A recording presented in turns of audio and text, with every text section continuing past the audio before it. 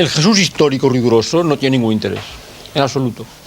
Es un personaje, un personaje oscuro, un judío, un profeta apocalíptico, como había muchos, y por tanto, si nos reducimos estrictamente a las fuentes históricas, es un profeta más, probablemente armado, o por lo menos acompañado de un grupo armado, que fue capturado y ajusticiado por los romanos. Y por tanto, eso tiene muy poco interés. Forma parte de un grupo bastante amplio dentro del cual insertarlo. El que tiene interés realmente es lo que la Iglesia hizo con este personaje, esto sí, lo que los creyentes hicieron con él, la fe de los que creyeron en Jesús, escribieron los evangelios, la transmitieron hasta el día de hoy, esto sí que tiene interés. Josep, esto es lo que realmente ha hecho historia. Ha hecho historia el Jesús que no es de la historia. Coger unas fuentes que son testimonio de la fe, se las arranca la piel, se las monda y dice, a ver si queda un residuo de Jesús histórico. Si es que esas fuentes no han nacido con esa intención. Es decir, arrancarle su contenido de fe, lo que efectivamente sí que es verdad, esas fuentes se pueden aceptar como valiosas, como verdaderas, o rechazarlas, pero no dan base para elaborar un residuo de un Jesús histórico, verificable, evidente, que nos arrancase la fe o que nos mereciese la pena. Tal Jesús histórico es un invento de la crítica histórica del siglo XVIII y XIX. Dios mío, qué fuerte suena eso, decir que es un invento de la crítica histórica. Sí, pero es que fíjese, cuando estamos diciendo Jesús histórico, no es que decimos que no existiera, sino un pretendido Jesús al margen de la interpretación. Un judío a palo seco no se le aceptó nunca porque no tenía interés. Es decir, lo que perdura en la historia perdura porque suscitó, primero, una comunidad de seguidores durante su vida, una comunidad de creyentes tras de ello. Y luego esto es creencia. Esto no es historia, esto es creencia. Eso es fe. Bueno, esto es fe. exactamente. Pero ahí vamos. El Jesús importante es el Jesús de la fe, el Jesús de la creencia. Señor Merino, Pero tiene un sentido que decir Jesús de la fe no es un invento que se saca un señor de la manga y dice, y a partir de hoy les ofrezco este producto. No, no. Hay una continuidad de seguidores, de discípulos del Jesús que predica. Esto es creencia. Esto no es historia. Por supuesto. Bueno, pero... Por supuesto que... Pero no ha habido nunca un Jesús sin discípulos. ¿Cómo lo sabe? Esto es creencia también. ¿Cómo que? Claro. Pero es que no tenemos otras ¿Cómo sabe usted fuentes? que sabe tanto históricamente de Jesús que dice que nunca ha habido un Jesús sin discípulo? ¿Cómo lo sabe? Pues porque históricamente. Las fuentes que tenemos... No son históricas. Ninguna. Usted mismo lo ha dicho. No, perdón, yo no reflejan la creencia. No sean reflejan creencias. Por supuesto. Vamos a ver, señor Vargas Machuca y señor Merino. Vamos a usar tres palabras. Historia, historicidad e historialidad. Vamos a ver si nos aclaramos. Historia es el relato que hacemos del pasado. Segundo, historicidad equivale a decir que esos hechos existieron realmente. E historialidad equivale a decir que como hechos humanos tenían un sentido que remita a una subjetividad, que apela a otra subjetividad del oyente y a la subjetividad del testigo que narra. Los evangelios son historiales en la medida en que transmiten la interpretación que encontraron en unos hechos históricos y nos ofrecen esa historialidad. En unos hechos históricos, esto lo dice usted. Que los evangelistas se basaron en hechos históricos, esto no es histórico. Esto lo dicen los creyentes. Y naturalmente tienen que decirlo porque tienen que basarse en algún hecho fáctico. O sea, que para usted esas fuentes son una pura invención. No, pura no. Contienen un mínimo, pero muy mínimo, de hecho histórico, muy mínimo. ¿Cuáles son sus bases para negar veracidad a unas fuentes? Muy sencillo. Cuya coherencia con la geografía. Muy sencillo. Cuya coherencia con la arqueología. Cuya coherencia del personaje. Está haciendo usted apologética. Bueno, yo hago historia. Yo trato los evangelios como trato todos, con Platón no, claro. Es un personaje histórico, como todos los demás documentos procedentes de historia de las religiones, como las vidas de Buda, o como la vida de Apolonio de Tiana, o como las vidas de los como las historias de Mitra. Son documentos religiosos y tienen un tratamiento específico en la historia de las religiones, y por tanto no se reconocen esos documentos como documentos históricos. Entonces tengo que ir indirectamente a ver qué es lo que puedo salvar históricamente. Y yo salvo bastante. Usted salva bastante. Vamos al señor Vargas Machuca, esto que dice usted no. No han hablado sobre esto que dice usted no. Por ejemplo, que Jesús hubiera fundado una especie de grupo de discípulos que continuó en la Iglesia. No he utilizado la palabra fundar. Siempre he dicho, fundar no, pero ha dicho que iba acompañado de un grupo. No ha habido un Jesús nunca sin grupo, sin comunidad, sin adhesión, sin seguimiento. Y esto continuó después, ¿verdad? Claro, y eso es lo que ocurre en la historia. A eso que se llama siglos fundar. después la fascinación de su persona suscita adhesión. Es el mismo fenómeno. No Vamos a abrir el debate por este lado, señor. De influir en la vida de mucha gente. No, señor, no es Por ejemplo, cierto. en la mía, aunque y en la de sea, mucha sea gente. contraris. Por suerte, ha dejado de influir No es en la vida verdad de lo que mucha estás gente. diciendo, Josep. A contraris, influye Es en tu verdad. vida, y tú mismo has reconocido al principio de este debate que tú no eres un historiador neutro. No lo eres soy. un historiador No lo imparcial, soy, eres claro. parcial. Lo soy. Yo lo recuerdo, por ejemplo, y es un episodio, es quizá de todos los episodios que yo he vivido en mi vida, y es una alusión personal, espero que me la perdones, de todos los episodios que yo he vivido en mi vida, el que más me ha costado perdonar es un episodio que tú protagonizaste en el curso que yo dirigía en el Escorial, en los cursos de la Complutense en el Escorial, hace 3 años, cuando te sentaste a hablar con mi hija Aixa, que entonces tenía 8 años, y con su amiga Arantxa, que entonces tenía 11, y les dijiste: yo he sido cura, y como cura os digo que Dios no existe. Cuando una persona llega a eso, llega a escandalizar a los niños con una frase como esa, evidentemente Jesús está influyendo en tu vida, y mucho, aunque sea, insisto, a contrarios. Por alusión. Y nuestro punto de partida, en concreto el mío, fue: Jesús es un Señor que vivió y un Señor que vive. Y si estamos hablando aquí hoy es porque al menos en algunos de nosotros su existencia ha transformado realmente nuestras vidas. Ahora bien, cuando llega un momento de maduración de mi fe, uno pasa a preguntarse si uno vive de sueños, de temores, de mitos o de realidades. Es decir, la coherencia interna de mi fe me lleva a preguntarme: ¿es mi miedo, mi angustia, mi temor, mi desilusión lo que funda mi fe en Jesús? ¿O hay una objetividad, una anterioridad, una alteridad con la que yo me encuentro que es anterior y superior a mí?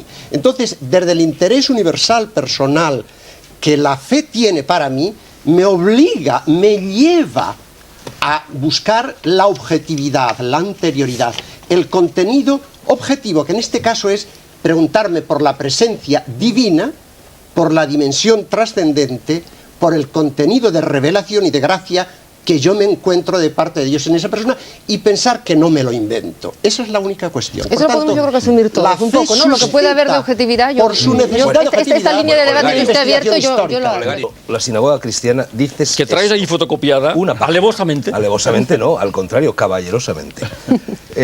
Dices: prácticamente nada evidente hay en la historia de este personaje, Jesús. Por mi parte, adopto las conclusiones de un cierto sector de la crítica independiente y siento los siguientes postulados. Jesús fue un predicador milagrero del norte de Palestina que se vio envuelto en una trama política y murió ajusticiado por los romanos en Jerusalén. No se autoproclamó Mesías ni fundó una comunidad religiosa. No se conserva ninguna narración auténtica ni de su obra ni de su predicación. ¿Tú hablas de crítica independiente, a quién te refieres? A una crítica que no depende de ninguna religión, de ningún dogma, de ninguna dogmática. Es decir, hay religión y hay no religión. Hay ateísmo y hay fe. Tanto la fe como el ateísmo tienen que dar razón de sus posturas. Es decir, no hay un terreno neutral desde donde uno mira las cosas. Naturalmente, todos tenemos a priori. La ventaja de mis a priori. Para la crítica independiente, la interpretación auténtica de las fuentes es gratuito. Padre González, la ventaja de mis a priori es que están encima de la mesa. Yo los cambiaré cuando quiera. Yo los cambio, los vuestros no. ¿Cómo que no? Estáis ligados por una dogmática. Pertenecéis a la Iglesia Católica y no podéis cambiar de dogma. No podéis. ¿Pero desde cuándo? Está definido, no podéis cambiar de dogmas. ¿Qué lenguaje tenéis que saliros. Es el lenguaje que yo. El lenguaje de una el lenguaje del derecho canónico. El del bueno, sois eclesiásticos, tenéis una dogmática y no podéis abandonarla. Supongo que no te refieres a mí. No. Por eso estamos aquí. Le diría, Fernando, ¿estarías de acuerdo si hiciéramos la siguiente estratificación? En todo personaje histórico, o al menos referido a Jesús, podemos distinguir 3 niveles. Nivel de hechos: hizo tal y tal cosa, por lo cual pertenece a la historia antigua, como cualquier otro judío.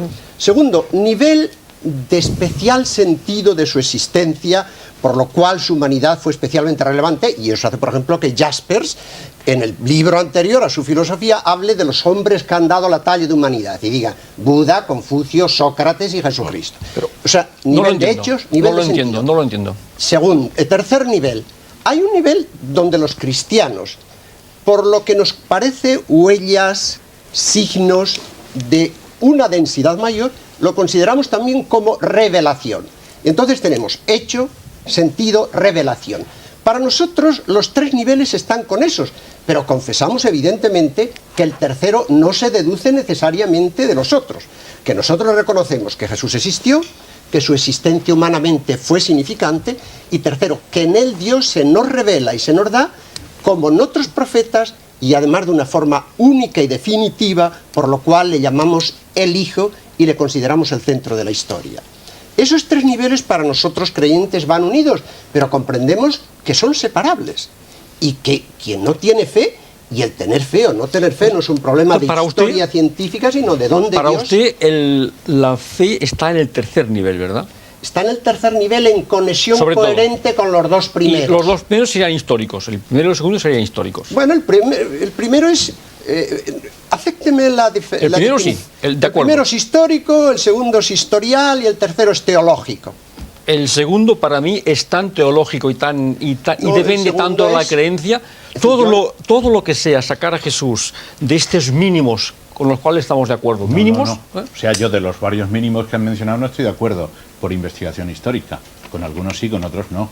Bueno, por ejemplo, teníamos que hacer una lista cada cual de los mínimos que admite. Bien, sí. Pero hay ciertos mínimos, los admitimos. Entonces, pero esto de Jaspers, cuando saca a Jesús de este magma palestino, un personaje más, y lo convierte en un personaje de la categoría de Buda o de Sócrates, esto es un acto de creencia.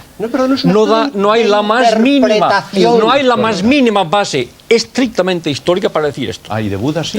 Pero vamos a ver. Tampoco. Vamos a dejar ahora la figura histórica y vamos a dar razón a Fernando. Ni de Lao Tse, entonces, ni de Confucio, ni prácticamente de nadie. No solo lo que él hizo viviendo, sino lo que ha hecho después de muerto. Es decir, el gran problema histórico para el hombre que piensa, es decir, bueno, pero aquel señor judío del norte de Palestina que hablaba un arameo extraño, pero ¿cómo ha podido desencadenar a lo largo de la historia humana y seguir desencadenando tanto amor, tanta esperanza, tanta utopía? Esto no es un problema histórico. Esto no es ningún problema histórico, es un problema simplemente religioso. Eso tiene que dar razón la investigación histórica. Vamos a ver, José Antonio. Claro que es un problema histórico. Yo creo que hay que decir también. No tengo ningún inconveniente y me gusta que ustedes aquí hagan teología e incluso prediquen. Me encanta.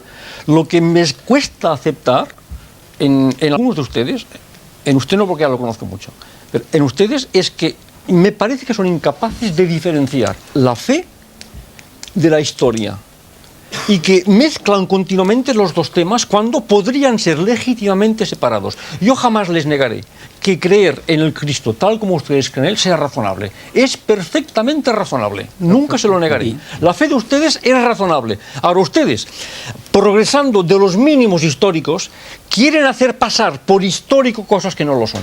Y no tienen ninguna necesidad. Por ejemplo, eso es una afirmación gratuita. Que hay continuidad entre la predicación de Jesús y la Iglesia, esto a ustedes les bastaría con creerlo. Les bastaría con creerlo. Y no, quieren demostrármelo históricamente. No. Pretenden demostrar. Ni lo creemos a ciegas, ni queremos demostrarlo con la evidencia de una tabla de logaritmos.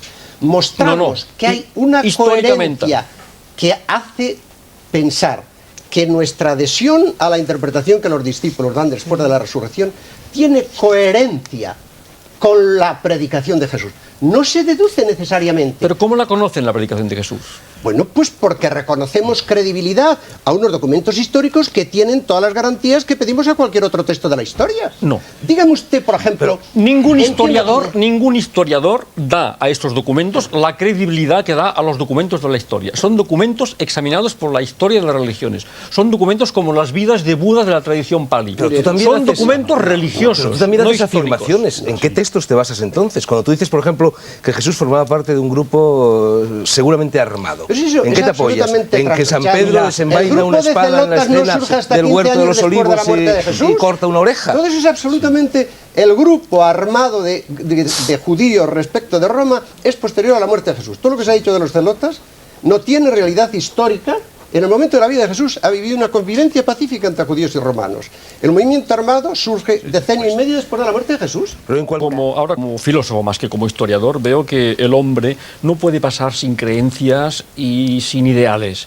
Entonces yo el ideal humano reflejado en esta persona que sale en los evangelios creo que es un buen ideal para el hombre, por lo menos occidental, para el hombre de la cultura mediterránea que viene del greco-latina con injerto judío. Para esta gran masa humana y para esta cultura, yo creo que la figura que emerge de estos textos llamados evangelios sigue siendo útil y puede ser guía para muchas personas. Y por eso me alegro de que se le predique bien, de que se le enseñe bien y de que personas como este señor de aquí escriban obras sobre Jesús.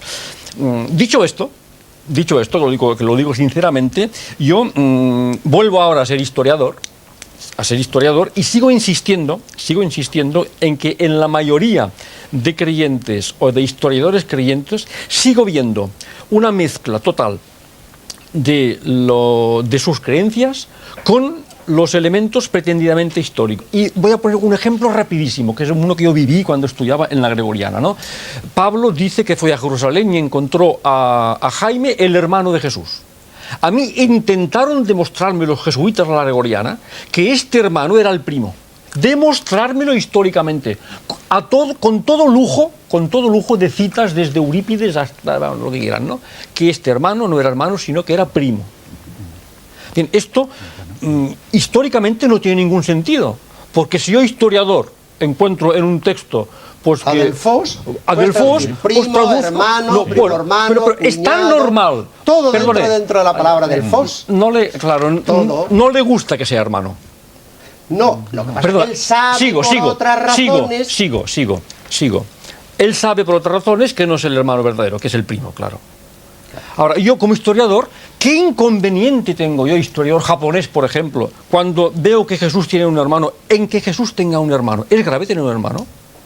Señorita, ¿es grave tener un hermano? Se lo pregunto. A ver, estoy tan poco acostumbrada. Entonces, déjeme. Tengo gran pena de no tener. Déjeme decir, el creyente sabe por dogma que la Virgen es virgen ante partum, in partu es post partum. Entonces, el creyente cuando llega a este texto, el creyente sabe perfectamente que este hermano no puede ser hermano de sangre de Jesús. Lo sabe el creyente. Lo sabe el creyente. Sí. Ahora, que deje en paz al historiador, porque el historiador japonés, por ejemplo, o chino, cuando llega a este texto y dice Jaime, el hermano de Jesús, pues tranquilamente explicará, pues Jesús tenía un hermano.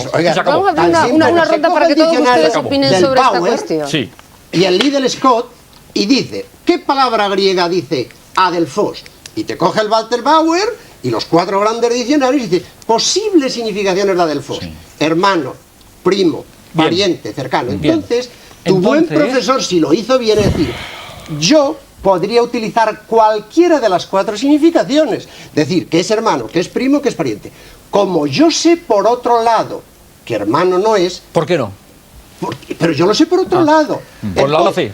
El diccionario me deja abierta la posibilidad. Exactamente. El diccionario hace razonable su creencia. No, me la deja abierta. Claro que sí. Punto, nada más. Claro que sí, pero el historiador no tiene por qué preocuparse en absoluto, el historiador, cuando encuentra que alguien es hermano de otro, no tiene por qué preocuparse en absoluto de ver si en lugar de hermano es primo. Lo que sucede es que hay que ver si realmente la historia es la última palabra para ver toda la realidad. Si una racionalización histórica es todo. He puesto un ejemplo. No, hay que ver esta mente filológico histórico. Como sabes, en latín, sin ir más lejos, tío se dice con palabras distintas según sea tío por parte de padre y tío por parte de madre. Entonces, si yo hablo de tío, que tampoco es malo tener un tío o una tía. Fernando, han creado un tío. No, yo estoy. Han creado un escandalizado.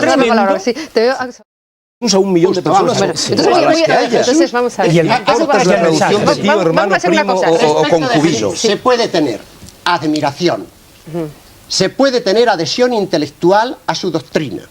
Se puede tener imitación de su significación moral. Y se puede tener fe en él. Estas son las 4 grandes posibilidades.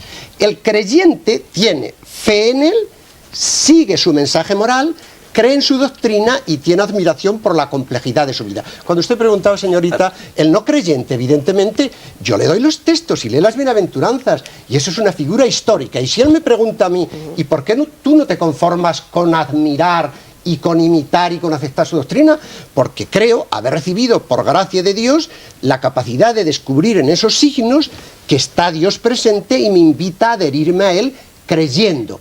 Y se lo cuento a mi amigo y le digo, además de la admiración que tú tienes, yo vivo esto, e intento decirle por qué razones y mostrarle que eso significa algo para mí de tal plenitud que lo llamo esperanza y salvación. Sí, con su permiso.